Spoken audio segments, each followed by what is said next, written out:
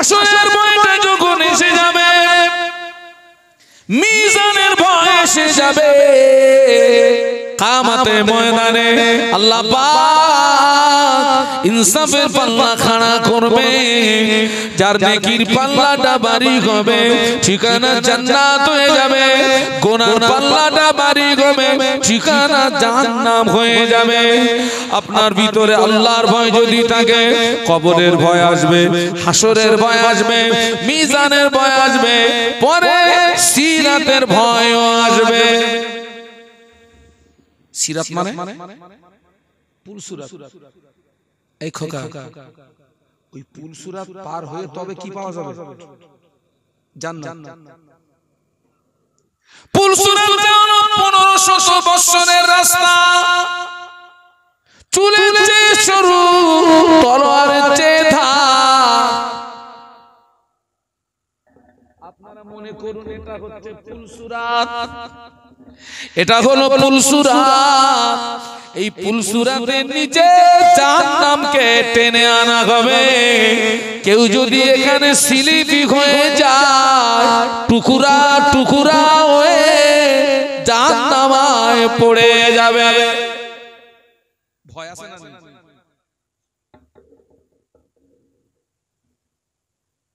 আমি ওই জন্য অনেককে বলেছি, খোকা পারলে একটু মাঠের আলে হাঁটবি। কোথায় কোথায় আলে হেঁটে একটু মাঝে মাঝে ট্রেনিং দিবি যে কোনো টাল টাল মারতিস কিনা। কারণ এখন তো অনেক আল পুরো কেটে একেবারে পুলসুরাত করে ফেলেছেন, যত জমি সব।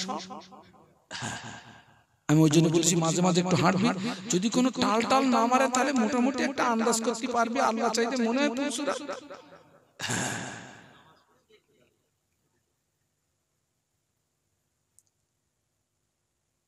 ও আমার মায়েরা, আল্লাহর ভয়, কবরের ভয়, হাসরের ভয়, মিজানের ভয়, সিরাতের ভয় আপনার আমার ভিতরে যদি এসে যায়, আমরা তখন আকৃতিতে মানুষ থাকবো না, প্রকৃত পক্ষে মানুষের মতো মানুষ হয়ে যাব। এই ছেলেরা, যুবকেরা, আমার কথাগুলো মাথায় রাখবি, আমি তোদের ভাই বলে যাচ্ছি। কবরের ভিতরে ভয় কি? একটা মানুষ যখন মারা যায়, লাশ গোসল দেওয়া হয়, কাপড়ের কাপড় পরানো হয়, জানাজা নামাজ আদায় করে কবরের ভিতরে শুইয়ে দেওয়া হয়।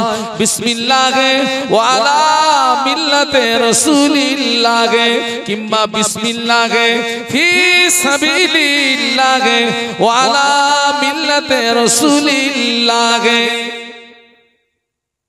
কবরের ভিতরে লাশ শুইয়ে দিয়ে 3 মুঠো মাটি দিয়ে 40 কদম আসতে যতটুকু সময়, এর ভিতরে 2 জন ফেরেশতা কবরের ভিতরে আসে। ওই কবরবাসী আল্লাহর হুকুমে জিন্দা হয়ে যায়। একটু মহব্বত বলুন। ফেরেশতারা কবরবাসীকে 3টে প্রশ্ন করে। কটা? ওই 3টে প্রশ্নের ভিতরে তাম জীবনের ইতিহাস লুকিয়ে।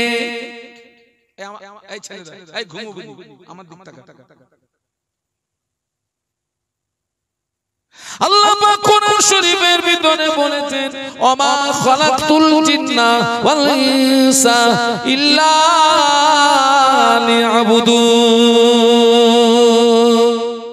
আল্লাহ বললেন, আমি জিন ইনসানকে পৃথিবীর জমিনে পাঠিয়েছি, উদ্দেশ্য তারা আমার ইবাদত করবে।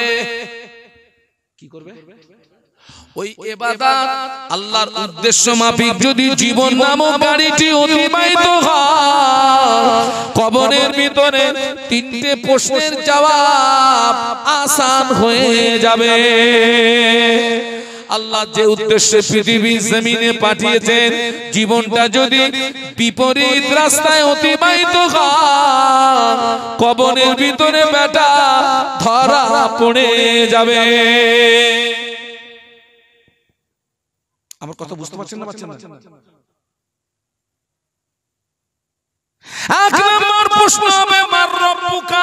তোর রবকে। 2 নাম্বার প্রশ্ন হবে আমার নবীকা তোর নবীকে। 3 নাম্বার প্রশ্ন হবে আমার দিনুকা তোর দিন কি। রবকে, নবীকে, দিন দিন কি, এটা হবে প্রশ্ন। আমাদের রবকে আলহামদুলিল্লাহ 5 ওয়াক্ত নামাজটা কার হুকুম? রমজান শরীফের রোজা। টাকা থাকলে হজ, টাকা থাকলে যাকাত। গান শোনা যাবে না,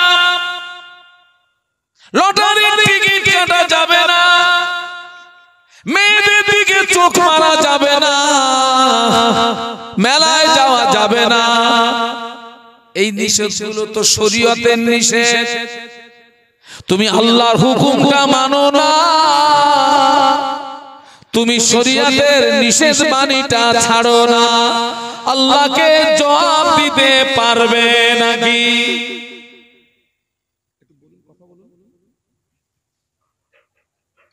আজ সমাজে অনেক মুসলমান আছে সারা বছরে 2 দিনের বেশি নামাজ পড়ে না।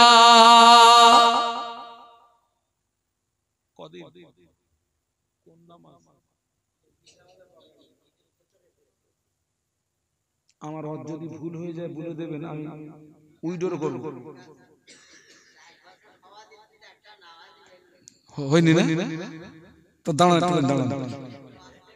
আমি ওই জায়গায় যাচ্ছি। জল সদর সাথে মিটিং দেবো, যা হয় হয়, নাই মারামারি হবে শেষ পর্যন্ত। ও আমার মায়েরা, সারা জীবন শুনে 2 দিনের বেশি নামাজ পড়ে না,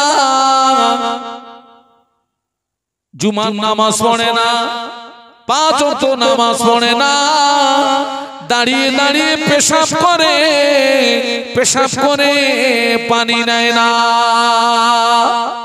মেয়েদের ঈদের নামাজ নাই, মেয়েদের জুমার নামাজ নাই। সমাজে অনেক নারী আছে সারা বছরে আল্লাহর জমিনে একটা সেজদা দেয় না। অনেক মহিলারা আছে পেশাব করে পানি নেয় না। ওরা যদি দিনে তওবায় মারা যায়, তোর কবরের আগুন বন্ধ হবে না। এই যে জলসা দিয়েছেন, এটা কি ইবাদত? বাহ বাহ বাহ, নফল ইবাদত। 5 ওয়াক্ত নামাজ ফরজ। এখন ফরজ বাদ দিয়ে আমি নফল নিয়ে মাতামাতি করলাম। দৃষ্টান্তটা আমি এইভাবে দেবো, তোমার 1 টাকা হারিয়ে গেছে, 5 টাকার মোমবাতি কিনে খুঁজতেছো, হারিয়ে গেছে কত? মোমবাতির দাম। তুই বেরেলে ঘুমোস কি করে? হ্যাঁ,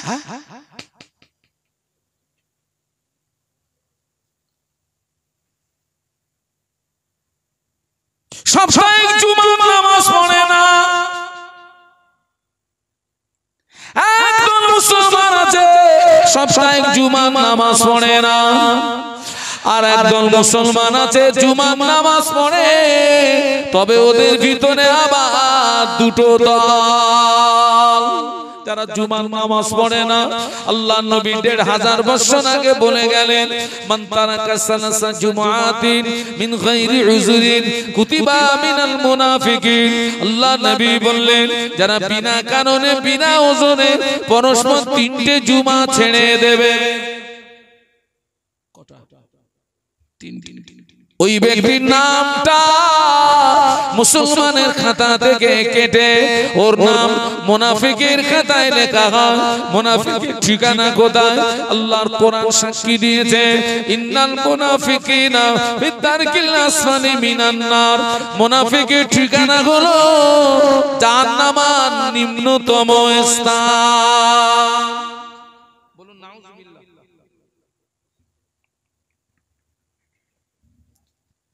সারা জীবন শুনে এখনো পর্যন্ত সপ্তাহে একটা দিন ওই নামাজের সঙ্গে সম্পর্ক তৈরি করতে পারেনি। কিসের মুসলমান তুই? কিসের মুসলমান তুই? বলছে হুজুর কেন সপ্তাহে 10 কেজি করে মারতেছি? কি মারতেছে? সপ্তাহে 10 কেজি করে কি মারতেছে? গরু। তার মানে উনি গোশত খেয়ে কিসের দাবি করছে? আমি বলি খোকা, তুই যদি গোশত খেয়ে মুসলমানের দাবি করিস, তোর চেয়ে বড় মুসলমান সগুণ। তুই তো সপ্তাহে 10 কেজি আর ও তো পুরো একটা গরু খায়। আমাকে ভুল বুঝো না। যারা বিনা কারণে 3টে জুমা ছেড়ে দেবে, ওদের নাম মুসলমানের খাতা থেকে কেটে মুনাফিকের খাতায় লেখা হয়। মুনাফিকের ঠিকানা হলো জাহান্নামের নিম্নতম স্থান। বলুন নাউজুবিল্লাহ। খোকা, জাহান্নামের নিম্নতম স্থান মানে কি জানিস? জাহান্নামের নিম্নতম স্থান মানে আল্লাহ নবী মদিনার মসজিদে নববী শরীফে, আল্লাহ নবী মদিনার মসজিদে নববী শরীফে বসে আছেন। আল্লাহর ফেরেশতা জিবরাইল আমিন আলাইহিস সালাম আল্লাহ নবীকে যে সালাম দিলেন, আসসালামু আলাইকা ইয়া রাসূলুল্লাহ হাবিবাল্লাহ। আল্লাহ নবী সালামের জবাব দিয়ে ফেরেশতা জিবরাইল আমিন আলাইহিস সালামের দিকে চেয়ে দেখে, জিবরাইল আমিন আলাইহিস সালামের চেহারাটা বিকৃতি হয়ে গিয়েছে, বিকট আকৃতি। ফেরেশতা জিবরাইল আমিন আলাইহিস সালাম থরথর করে কাঁপছেন, চোখ দিয়ে টপ টপ করে পানির টুসা গড়িয়ে যায়। আল্লাহ নবী জিজ্ঞাসা করলেন, ইয়া কি জিবরাইল, ও ভাই জিবরাইল, প্রতিদিন আল্লাহ পাকের পক্ষ থেকে সুখবর নিয়ে আসো। তোমার কত নূরানি চেহারা দেখি, আসিন চেহারা দেখি। পড়িতে আছেন তারা, বলো লা ইলাহা ইল্লাল্লাহ, লা ইলাহা ইল্লাল্লাহ, লা ইলাহা ইল্লাল্লাহ, মুহাম্মাদুর রাসূলুল্লাহ। আল্লাহুম্মা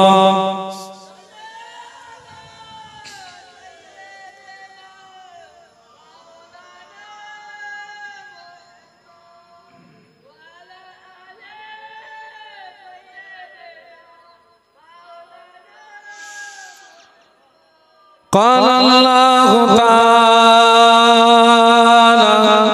في كلامه المجيد الفرقان الحميد بسم الله الرحمن الرحيم يا أيها الذين آمنوا اتقوا الله حق تقاته ولا تموتن إلا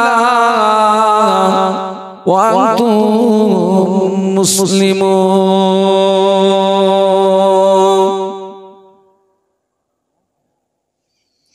قال رسول الله صلى الله عليه وسلم لا يؤمن أحدكم حتى أكون أحب إليه من والده وولده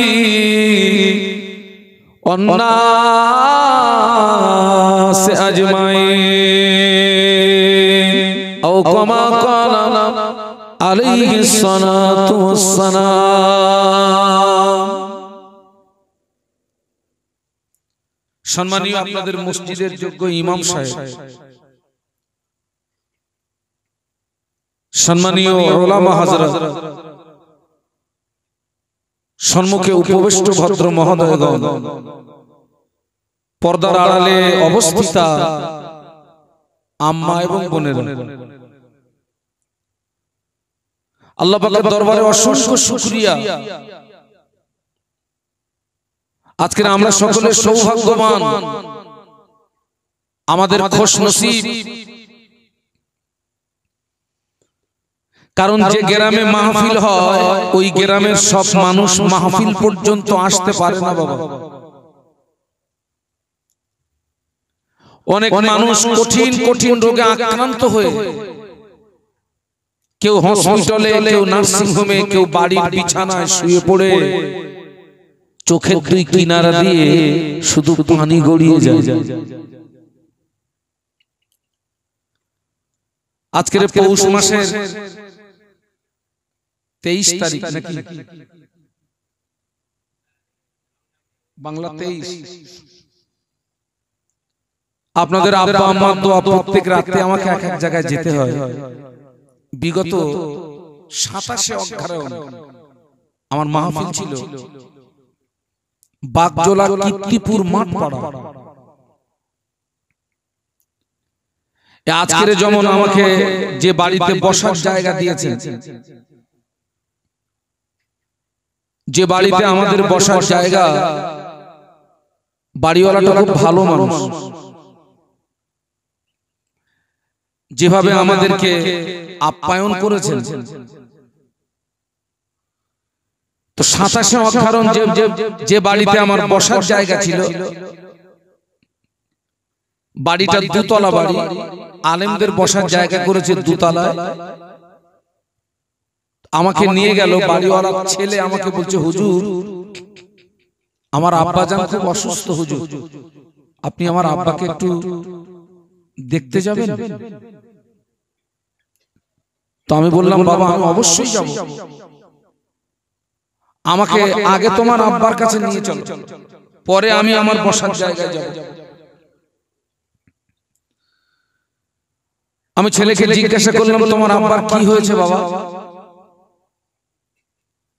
ছেলেটি বলল হুজুর আমার আব্বা ক্যান্সার হয়ে গেছে। আমাকে নিয়ে গেল, আমি দেখলাম বেচারা একটা খাটের উপরে শোয়া, কান্না ভরা কণ্ঠে আমাকে বললেন হুজুর আজ কয়েক মাস আমি গাল দিয়ে খেতে পারি না হুজুর। জামাটা খুলে আমাকে দেখালো পেটটা কাটা, ওই পেটের ভিতরে একটা পাইপ লাগানো, ক্ষুধা লাগলে ওই পাইপ মারফত খাওয়ানো হয়। আমি দৃশ্যটা দেখে আমিও কেঁদে ফেললাম এবং আল্লাহ পাকের শুকরিয়া আদায় করলাম।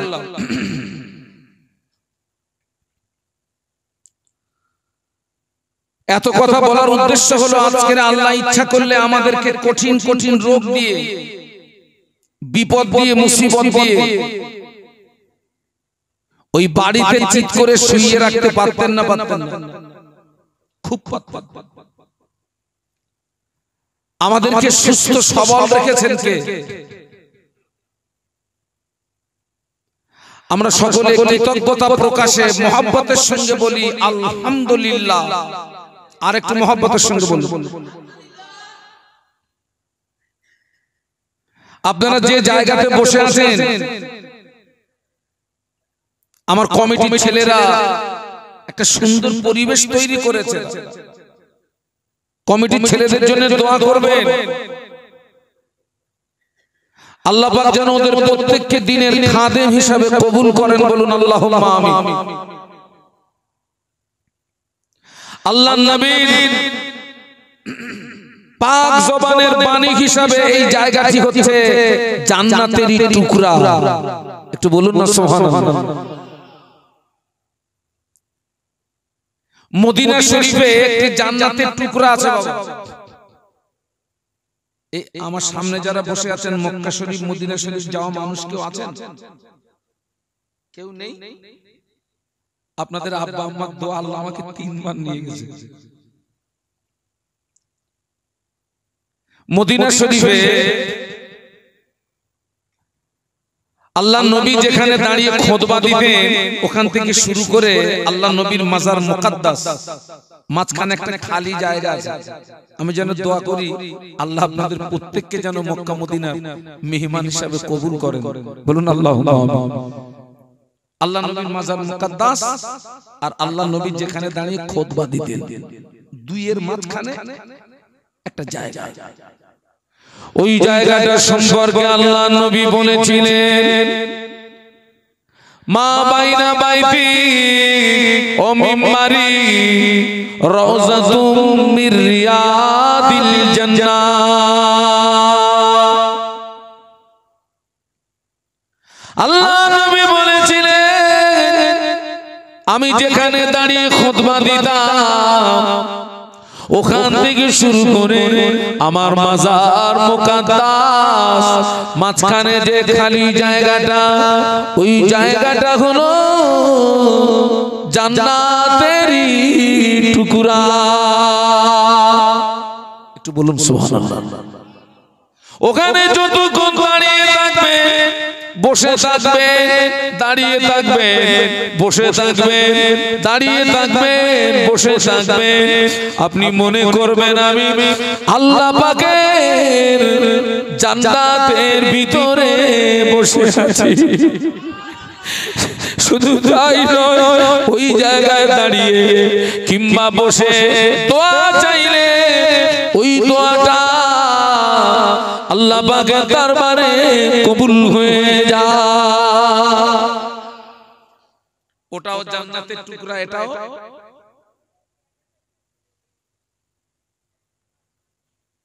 আপনি এখানে যতক্ষণ বসে থাকবেন আপনার নামায় আমলে কোনো গুনাহ লেখা হবে না।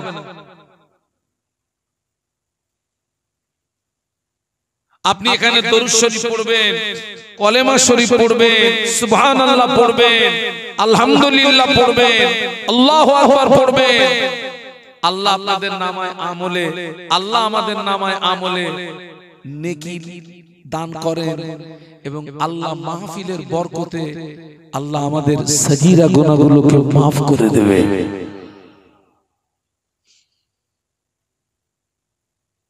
কিন্তু দুঃখ এবং আফসোস, এটা ইংরেজিতে কি মাস?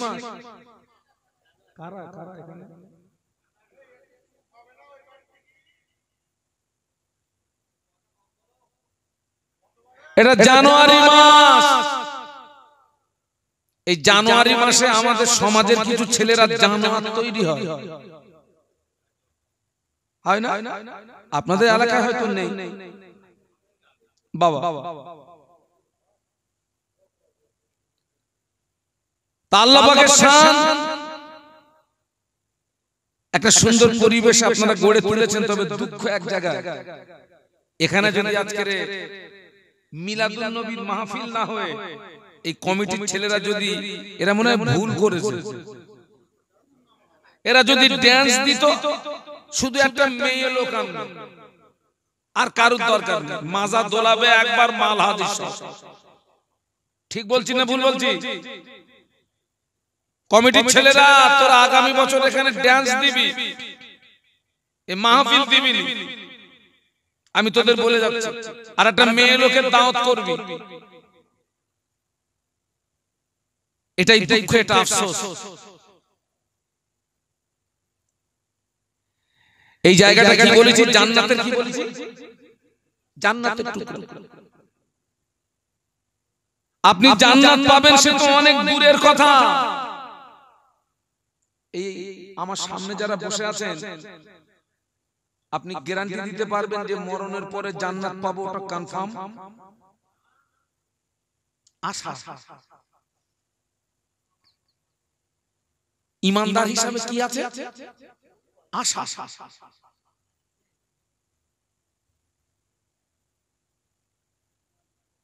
আল্লাহর নবী সাহাবীদের ডেকে বলেছিলেন, ও সাহাবীরা, আমি আল্লাহর নবীও ততক্ষণ জান্নাতে যেতে পারবো না যতক্ষণ পর্যন্ত আল্লাহ পাকের রহমত আমাকে ঘিরে না ফেলবে, আল্লাহ পাকের রহমত আমাকে বেষ্টন না করবে। আমি আল্লাহর নবীও ততক্ষণ জান্নাতে যেতে পারবো না। সুবহানাল্লাহ। তুমি তো তুমি,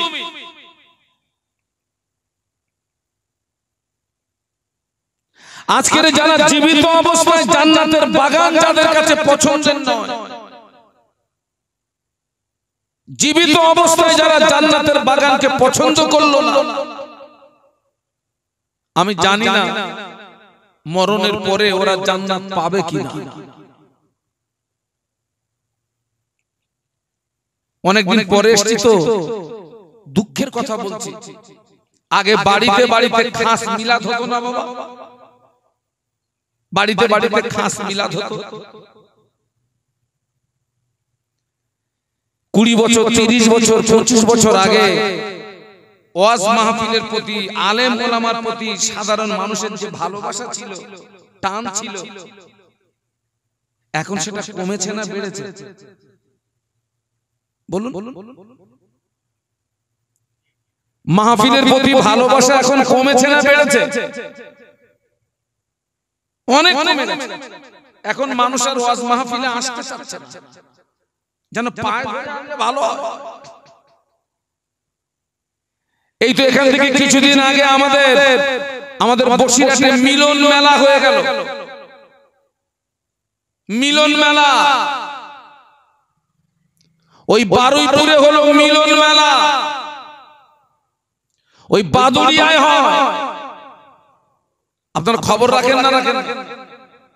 আমাদের ঘরের মায়েরা, আমাদের ঘরের ছেলেরা যায় না যায় না? বারুইপুরে আমি ডায়মন্ড হারবারে মাহফিলে যাচ্ছি, আমি দেখি আমার মুসলমান ঘরের মেয়েরা বরখা পরে মেলায় যাচ্ছে।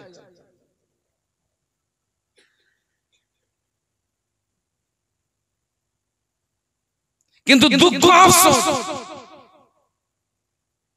এই ফতল্লপুরে গ্রামে একটা সুন্দর জান্নাতি পরিবেশ গড়ে উঠেছে, এখানে মানুষ নেই। এই কমে আজকের এখানে আখেরি দোয়া হবে, ওই কমিটির ছেলেদের আব্বা মা দাদু দাদির জন্য শুধু দোয়া হবে, সবার জন্য হবে। আজকে আমরা যারা এখানে বসে আছি, আমাদের বংশের কেউ না কেউ কবরবাসী হয়েছে না হয়, তাহলে তাদের তো উচিত ছিল ওই জায়গাটায় যাই। আমি যদি এখানে হাত তুলি, আমার বংশে যারা কবরবাসী তারা এখান থেকে কিছু পাবে না পাবে, আর আমি যদি না আসি, আল্লাহ ওদেরকে হেদায়েত দিন, বলুন আল্লাহুম্মা আমিন। বিশ্বনবীর মাজার মুকদ্দাসে জানাই অসংখ্য দরুদ এবং সালাম, বলুন সকলে সাল্লাল্লাহু আলাইহি ওয়াসাল্লাম। আমি কোরআন শরীফের যে আয়াতে শরীফা তেলাওয়াত করেছি, ওই আয়াতে শরীফার ব্যাখ্যা করার আগে আপনাদেরকে আমি কিছু কথা জিজ্ঞাসা করব, আপনারা আমার সঙ্গে কথা বলবেন। আমি শাহানুর আলম এই 26-27 বছর ওয়াজ করছি বাবা, এই 26-27 বছর আমি ওয়াজ করছি। এই 26-27 বছর বক্তৃতার জগতের একটা অভিজ্ঞতার কথা বলছি। এই ছেলেরা তোরা সব পিছনে যাচ্ছে, আমি যদি দেখতে পাচ্ছি না, সামনে আয়, এই সামনে আয়। আমি যদি মেয়ে লোক হতাম, তোরা তো একদম ফাঁস কাতারে আসতিস। সামনে আয়, সামনে এসো বাবা। এখান থেকে 20 বছর 25 বছর আগে এত মাহফিল হতো না, এত হুজুরও পাওয়া যেত না। এখন যত হুজুর দেখছেন, তখন মাহফিলের সংখ্যা ছিল কম, আলেমের সংখ্যা ছিল, বলুন কথা বলুন, কম। পরিবর্তনের সংখ্যা ছিল, কথা বলুন, বেশি। আলেমের সংখ্যা কম, মাহফিলের সংখ্যা কম, পরিবর্তনের সংখ্যা বেশি। আর এখন আলেম বেড়ে গেছে, হুজুর বেড়ে গেছে, মাহফিল বেড়ে গেছে, পরিবর্তনের সংখ্যাটা। শোনা, তোরা আমার ফটো তুলতেছিস বাপ, তোরা এই জায়গায় বসে তোল, যত তুলবি তো। মাহফিলের সংখ্যা বেশি, আলেমের সংখ্যা বেশি, পরিবর্তনের সংখ্যাটা কমে গেল কেন? অঙ্ক তো এটাই হওয়া উচিত ছিল, মাহফিলের সংখ্যা বেড়েছে, হুজুরের সংখ্যা বেড়েছে, মানে পরিবর্তনের সংখ্যাটা বাড়া উচিত। কারণ হচ্ছে আল্লাহ পাক কোরআন শরীফের ভিতরে বলেছেন, ইয়া আইয়ুহাল্লাযীনা আমানুত্তাকুল্লাহ। একটু সুবহানাল্লাহ বলা যাবে? একটু মহব্বতে বলুন। আল্লাহ বললেন, হে বিশ্বের ঈমানদার সম্প্রদায়, আমাকে ভয় করো। যতটা ভয় করলে জাহান্নাম থেকে নাজাত পাও, যতটা ভয় করলে জাহান্নাম থেকে মুক্তি পাও, আমি আল্লাহ পাক আমাকে ততটা ভয় করো। ওয়ালা তামুতুন্না ইল্লা ওয়া আনতুম মুসলিমুন। আর যতক্ষণ পর্যন্ত পূর্ণাঙ্গ মুসলমান না হবি, ততক্ষণ জানো মরবি না। এই আয়াতে শরীফের ভিতরে আল্লাহ বিশ্বের ঈমানদার সম্প্রদায় দিগকে লক্ষ্য করে দুটো কথা বলেছেন। এক নাম্বার, আমাকে ভয় করো। দুই নাম্বার, যতক্ষণ পূর্ণাঙ্গ মুসলমান না হবে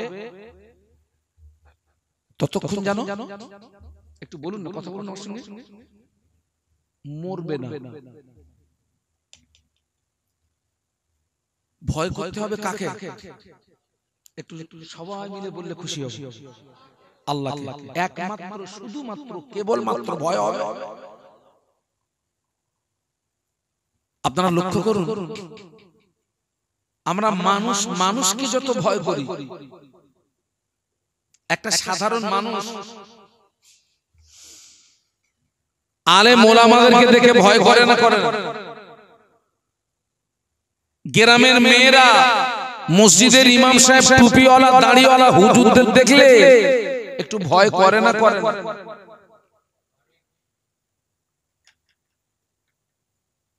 আলেমকে ভয় করে আপনার জীবনে কোনো লাভ নাই। মসজিদের ইমামকে ভয় করে আপনার জীবনে কোনো লাভ নাই। পীর সাহেবকে ভয় করে আপনার জীবনে কোনো লাভ নাই। বড় মাতব্বরকে ভয় করে আপনার জীবনে কোনো লাভ নাই। লিডার ক্যাডারকে ভয় করে আপনার জীবনে কোনো লাভ নাই।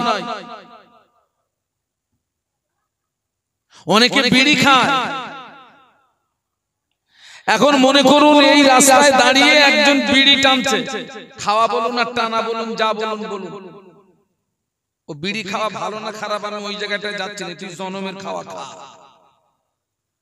ওই রাস্তা দিয়ে যদি আপনাদের মসজিদের ইমাম আসে, যিনি বিড়ি টানছিলেন, ওই লোকটা কি করবে? বাহ বাহ, হয় ফেলে দেবে, তা না হলে একটু গোপন করবে। তার মানে সাময়িকভাবে ভয় করলো কাকে? হুজুরকে। হুজুর যখন দৃষ্টির আড়াল হবে, বলুন তো পুনরায় কি হবে? আবার টান মারবে। আমি এইরকম শ্রোতা চাচ্ছি। আচ্ছা আপনারা বলুন, তাহলে ওই ইমামকে ভয় করে লাভ হলো? না। অনেক মায়েদের মাথায় কাপড় থাকে না। আপনাদের ফতুল্লাপুরের মায়েরা হয়তো কাপড় ছাড়া বাঁচে না। মসজিদের ইমাম দেখলে, টুপিওয়ালা দাড়িওয়ালা দেখলে চট করে কি করে? কাপড় মাথায় তুলে দেয়। ওই আলেম হুজুর ইমাম সাহেব দৃষ্টির আড়াল হলে কাপড় কি হয়? যেমন ছিল তেমন হয়। আমি বলতে চাচ্ছি, ওই মাকে বলতে চাচ্ছি, আর ওই বিড়ি টানাওয়ালা পার্টিকে বলতে চাচ্ছি, এই ভয়টা আলেমকে করো না। সবাই মিলে বলুন, আমাদের জীবনের কোন কাজ আল্লাহর দৃষ্টি থেকে আড়াল করতে পারবো? রাতে হোক আর দিনে হোক।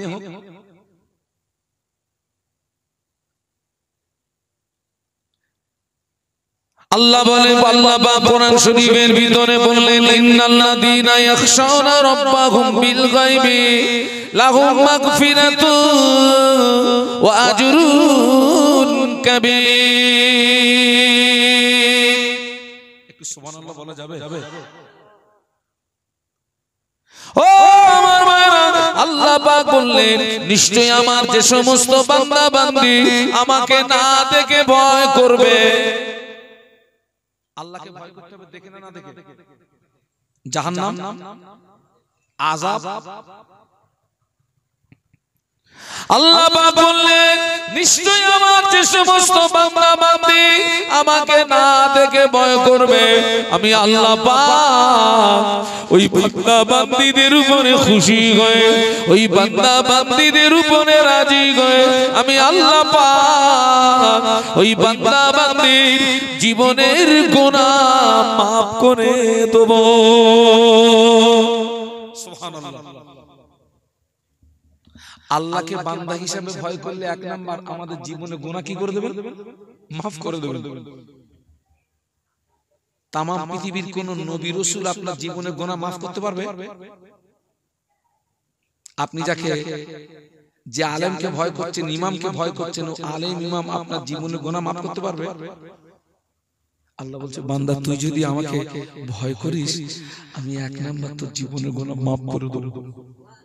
শুধু তাই না, ও আমার বান্দারে, আমি আল্লাহ পাক শুধু তোর জীবনের গুনাহ মাফ করব না, ও আজরুল কবীর আমি আল্লাহ পাক তোকে জাযায়ে খায়ের দান করব, উত্তম প্রতিদান দান করব। আল্লাহ পাক উত্তম প্রতিদান দেবে মানে ও আমার বান্দারে আমি আল্লাহ পাক তোকে আমার রহমতের দয়ার জান্নাত দিয়ে দেব।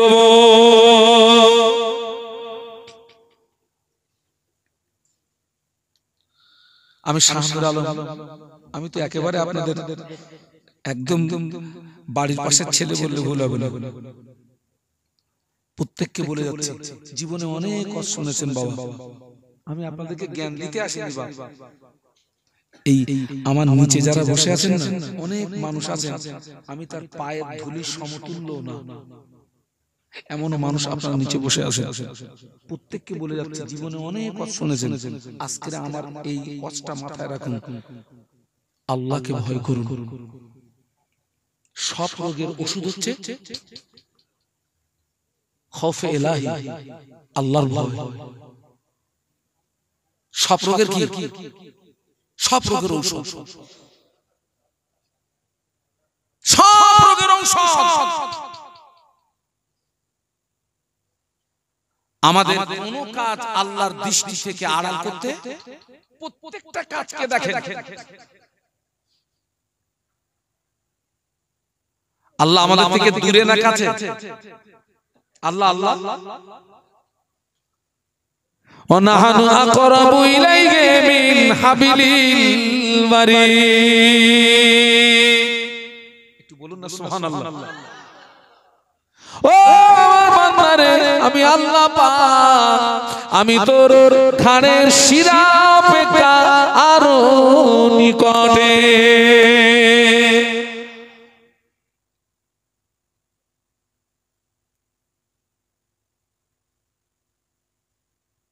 আল্লাহর ভয় যখন আপনার ভিতরে আসবে, মৌমাছি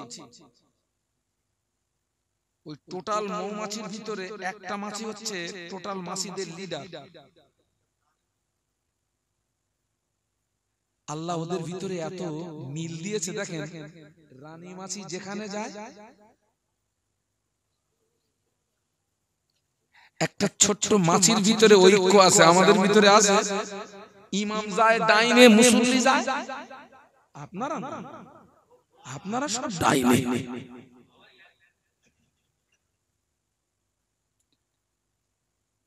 মৌমাছির চেয়ে আরো একটা ছোট্ট প্রাণী পিপিলিকা, ছোট্ট ছোট্ট কালো পিপিলিকা, লাল পিপিলিকা, যখন প্লাবন হয় জমিন ডুবে যায়, ওদের বাসাগুলো নষ্ট হয়ে যায়। ওরা বাসার থেকে বেরিয়ে দেখবেন বলের মতো গোল একটা জমা বাঁধে, বেঁধে ওই পানির উপরে ভাসে, শুধু ভাসে না, ওই ফন ফন করে পাক মারে।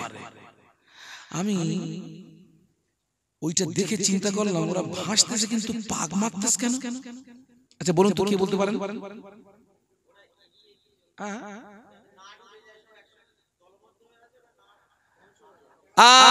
মোটামুটি জায়গায় এসে কিন্তু এখন পর্যন্ত আমার ভাই এখন পর্যন্ত ক্লিয়ার করতে পারে না। আমি দিচ্ছি ক্লিয়ার করতে। যারা এককভাবে নিচে আছে, পানির নিচে যারা আছে, ওরা যদি এককভাবে থাকে ওরা মারা যাবে। যারা উপরে আছে ওরা বেঁচে যাবে। তাই ওরা ভাসে আর পাক মারে। ওদের ভিতরে এটাই কন্টাক্ট হয়, তোরা কিছুক্ষণ পানির নিচে থাক, আমরা কিছুক্ষণ উপরে থাকি। আবার তোরা আমরা কিছুক্ষণ পানির নিচে যাই, তোরা উপরে আয়, আমরাও বাঁচি তোরাও বেঁচে যা। একটু জোরে বলা যাবে? আর আমাদের ধান্দা কি বলেন তো? তুই মর, আমি বাঁচি, তুই মরে যা।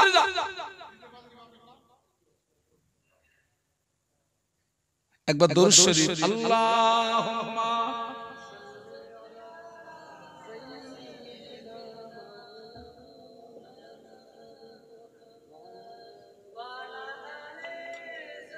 আলহামদুলিল্লাহ।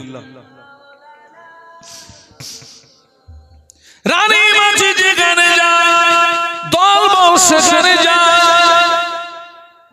আল্লাহর ভয় যখন আপনার ভিতরে এসে যাবে, কবরের ভয়টা আপনার ভিতরে এসে যাবে। দুনিয়ার কত নম্বর জগৎ বলুন তো?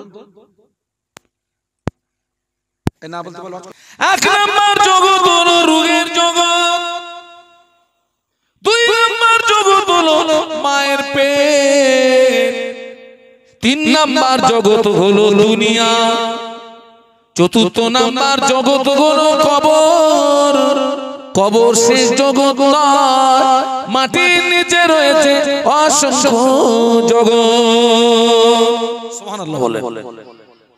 আল্লাহর ভয় যখন এসে যাবে, আপনার ভিতরে কবরের ভয়টা এসে যাবে।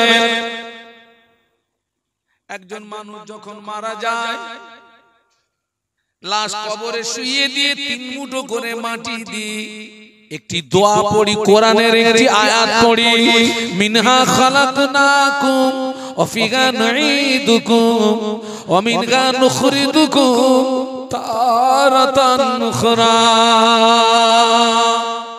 আবার পড়েন তো নাকি? আচ্ছা বাংলা মানেটা কি বলেন তো? আচ্ছা আমি যে আপনাদের কিছু কিছু কথা জিজ্ঞাসা করতে কিছু অসুবিধা নেই তো?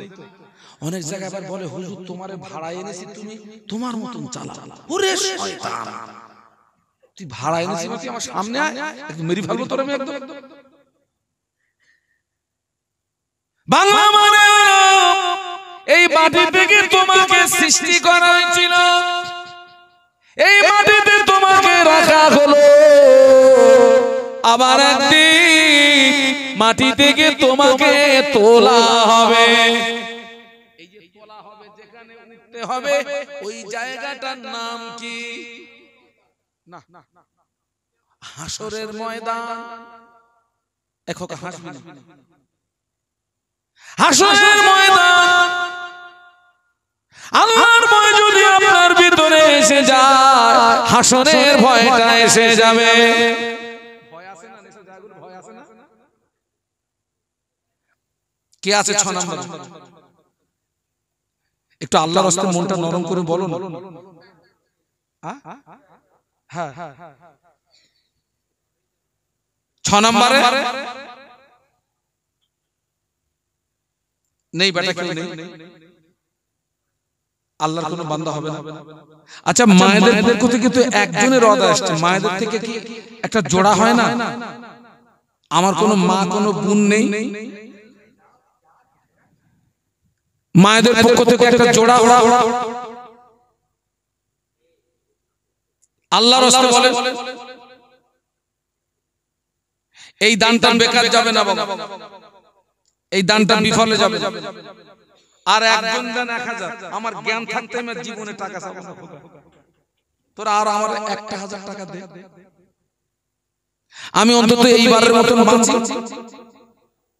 কে আছে যে আমি দেবো 6 নম্বরে 1000?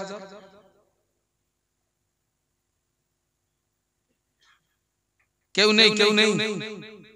6 নম্বর লাস্ট যে আমি 1000 টাকা। কই কই রে আমানুর ভাই? আমার ছোট না বড়? আমার ছোট হবে। তাকবীর দেন, নারায়ে তাকবীর। এই ছেলেরা জোরে বলো নারায়ে তাকবীর। ও রব্বুল আলামিন, আল্লাহ পাক আমার আমানুর ভাই থাকতে পারে না 6 নম্বরে 1000। 5 নম্বরের নামটা কি? আমার আজীবর ভাই থাকতে পারেন না 5 নম্বরে 1000। ও রব্বুল আলামিন, আল্লাহ পাক আমার 2 ভাইয়ের ওয়াদা কবুল করুন, 2 ভাই মনে আশা পুরা করুন, 2 ভাই আয় রুজিতে বরকত দিন, কামাইতে বরকত দিন, সংসারে উন্নতি দিন। ওদের বাবা, ওদের দাদু দাদি, ওদের নানু নানি যারা জন্মের মতো বিদায় নিয়ে কবরে, মুর্দাদের কবরগুলো জান্নাতের নূর দিয়ে গুলজার করে দিন বলুন আমিন। একটু বলুন আলহামদুলিল্লাহ, আলহামদুলিল্লাহ, আলহামদুলিল্লাহ। আমি কি বলেছিলাম? আর 1000 দিলে আর জীবনে কোনদিন আমি কি 500 টাকা চাবো না বললাম? খোকা 1 নম্বরে 500 কে দিলে একটু বল না আল্লাহর রাস্তায় 500 যা আমি দেব 500 টাকা, একটু বল। ওই তো আমার ভাইয়ের নাম, আমার ছোট না বড়? আমার ছোট ভাই কালাম ভাই, কালাম সর্দার। তাকবীর দেন, নারায়ে তাকবীর। আলহামদুলিল্লাহ। আমার কামাল ভাই, কালাম, কালাম ভাই 1 নম্বরে 500 টাকা, 2 নম্বরে আরেকটা নগদে 500 টাকা। তাকবীর দেন, নারায়ে তাকবীর। ও রব্বুল আলামিন, আল্লাহ পাক আমার 2 ভাইয়ের ওয়াদা কবুল করুন, ভাইদের মনে আশা পুরা করুন, ভাইদের আয় রুজিতে বরকত দিন, ভাইদের কামাইতে বরকত দিন, ভাইদের সংসারে উন্নতি দিন। ওদের বাবা, দাদু দাদি, নানু নানি যারা জন্মের মতো বিদায় নিয়ে কবরে, মুর্দাদের কবরগুলো জান্নাতের নূর দিয়ে গুলজার করে দিন বলুন আমিন।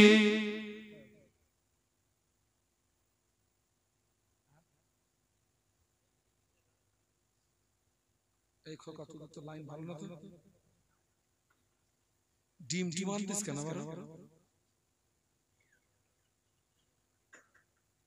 3 নম্বরে 500 কে আছে? 3 নাম্বার একটু বলুন অন্তত। এটা 6 হয়েছে, ওটা 6 হয়, এটা মিল থাক। 3 নম্বরে 500 আল্লাহর রাস্তায় বলেন। আল্লাহ কেউ নেই। 3 নম্বরে 500 কে দেবে। ছেলেরা একটু হালকা করে একটু ওয়াদা করো।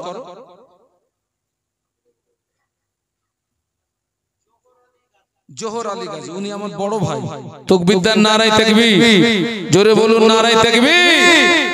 আলহামদুলিল্লাহ। এটা হলো 3 নাম্বার, তাই না? 4 নাম্বার কে আছে? অন্তত এটাও 6, ওটাও 6 হলো, এটাও 6, জোড়া হলো। বলুন 4 নাম্বার কে আছে?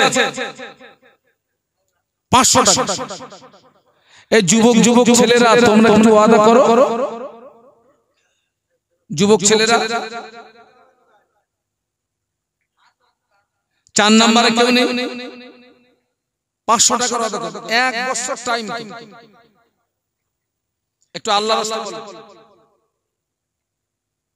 যেদিন আমরা মারা যাব লাশ কবরে শুয়ে দিয়ে সবাই কবরের পাশ থেকে পালাবে।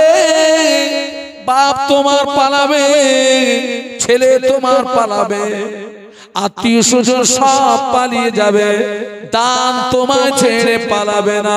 তুমি কবরে দান কবরে, তুমি হাসরে দান হাসরে, তুমি মিজানে দান মিজানে, তুমি সিরাতে দান সিরাতে, দান তোমাকে ছেড়ে পালাবে না। কি আছে 4 নম্বরে দিবি বাবা? আল্লাহ রাসূল একটু বলুন। আল্লাহ তুমি আমার ইজ্জতটা বাঁচাও, আল্লাহ তুমি আমার সম্মানটা বাঁচাও, আল্লাহ তুমি আমার ইজ্জতটা বাঁচাও, আল্লাহ তুমি আমার সম্মানটা বাঁচাও। একটু বলুন আল্লাহুম্মা আমিন। 3 হয়েছে আর 3 দিন। 4 নাম্বার কি আছে একটু বলুন। ওই যে পিছনে অনেক ভাইরা আছে, একটু বলুন আল্লাহর রাস্তায় 500 করে ওয়াদা দেন। 500 টাকা 1 বছর পর একটু আল্লাহর রাস্তায় বলুন। আর কেউ নেই? আল্লাহু আকবার।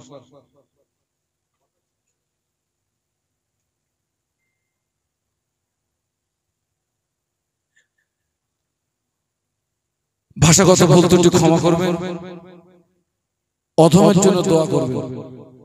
আমি আপনাদেরকে যতটা বলেছি আল্লাহ পাক যেন তার চেয়ে আমাকে বেশি আমল করার তৌফিক দেন। বলুন আল্লাহুম্মা আমিন, বলুন আল্লাহুম্মা আমিন, বলুন আল্লাহুম্মা আমিন। আপনাদেরকে একটা দাওয়াত দিই, আমি অধম একটি প্রতিষ্ঠানের দায়িত্বে আছি, আখারপুর আল আমিন মাদ্রাসা ও এতিমখানা। আলহামদুলিল্লাহ এই বছরে একটা ছেলে এক বৈঠকে কোরআন শোনাবে। বলুন আলহামদুলিল্লাহ। সেটি আগামী 29শে পৌষ তথা 14ই জানুয়ারি একটা খাস দোয়ার মজলিস করেছি। ওই এক বৈঠকে ছেলেটা কোরআন শোনাবে। আখারপুর আল আমিন মাদ্রাসা ও এতিমখানার পক্ষ থেকে আপনাদেরকে দাওয়াত করছি।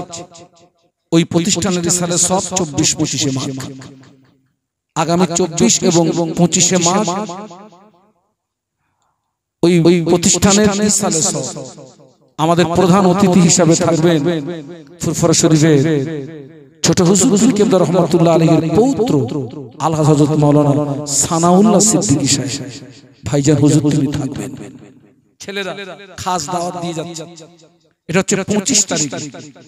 25 তারিখে সানাউল্লাহ সিদ্দিকী ভাইজান হুজুর থাকবেন, হযরত মাওলানা আজিজুর রহমান সাহেব থাকবেন, ক্যানিং এর মাওলানা আমানুল্লাহ সাহেব থাকবেন, মাওলানা জুনায়েদ হোসেন সাহেব থাকবেন এবং 25শে মাঘের বাদ মাগরিব জিকিরের মজলিস অনুষ্ঠিত হয়। জিকিরের মজলিস পরিচালনা করবেন আমাদের সকলের শ্রদ্ধার পাত্র আলহাজ হযরত মাওলানা ইয়াকুব আলী সাহেব হুজুর। উনি বাদ মাগরিব জিকিরের মজলিস পরিচালনা করবেন। সকলের জন্য রুচি সম্মত তাবাররুকের ব্যবস্থা থাকে এবং আমাদের প্রতিষ্ঠানে যারা দূর থেকে আসে ওরা ইসালে সবে আসলে ওদের প্রথম একটা নাস্তা দেওয়া হয়, একটা নাস্তা দেওয়া হয়। মানুষ সব দূর থেকে আসে। আপনাদের আব্বা আম্মার দোয়া, হাওড়া জেলা হুগলি জেলা থেকে অদমের মহব্বতের মানুষরা আসে। আপনাদের আব্বা আম্মার দোয়া, আপনাদেরকে দাওয়াত দিয়ে যাচ্ছি। পারলে এখান থেকে আখারপুর খুব বেশি রাস্তা না, পারলে আপনারা 25 তারিখে যাবেন। 25 তারিখে যাবেন, সানাউল্লাহ সাহেব থাকবেন এবং ওই দিনে ওই ছাত্রটার মাথায় পাকড়ি দেওয়া হবে। এক বৈঠকে কোরআন শোনানোটা চারটিখানি কথা না। আল্লাহ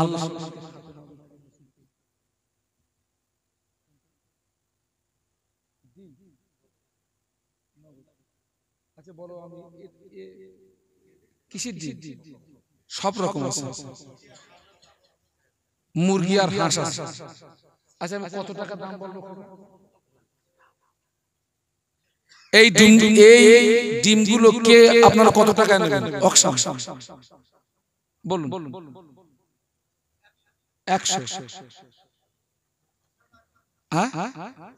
200, 300, 400 500 1 মিনিট সময় দেব 500 খোকা অন্তত এক করে ওঠ নইলে তো সারা রাত লাগবে হ্যাঁ 600 করে দিই ওটা নাকি 600 6 1 মিনিট সময় দেব 600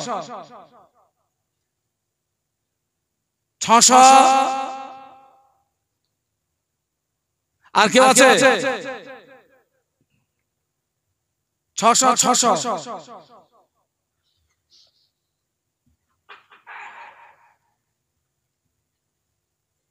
আর কেউ আছেন 600 উপরে ওঠার মতো কেউ আছেন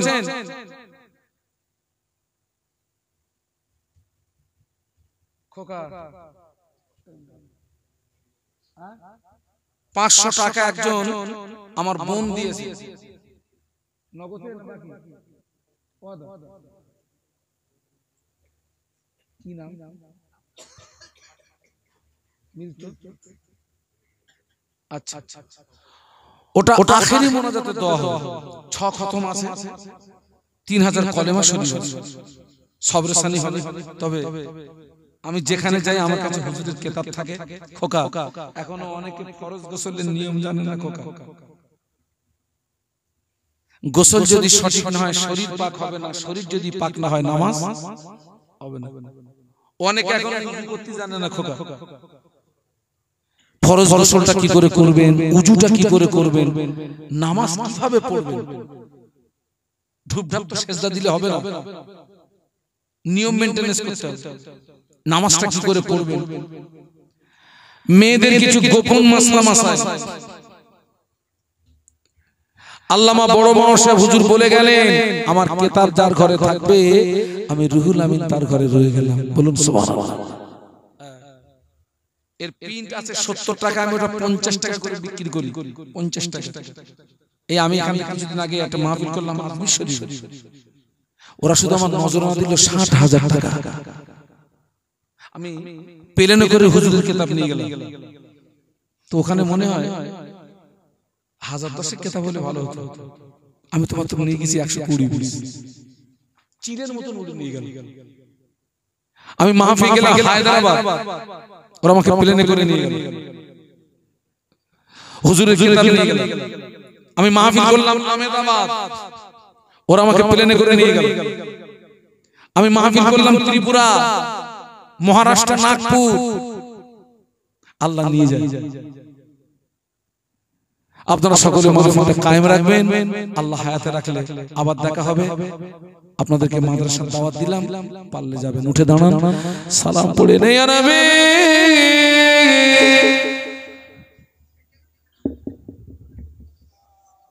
ওহ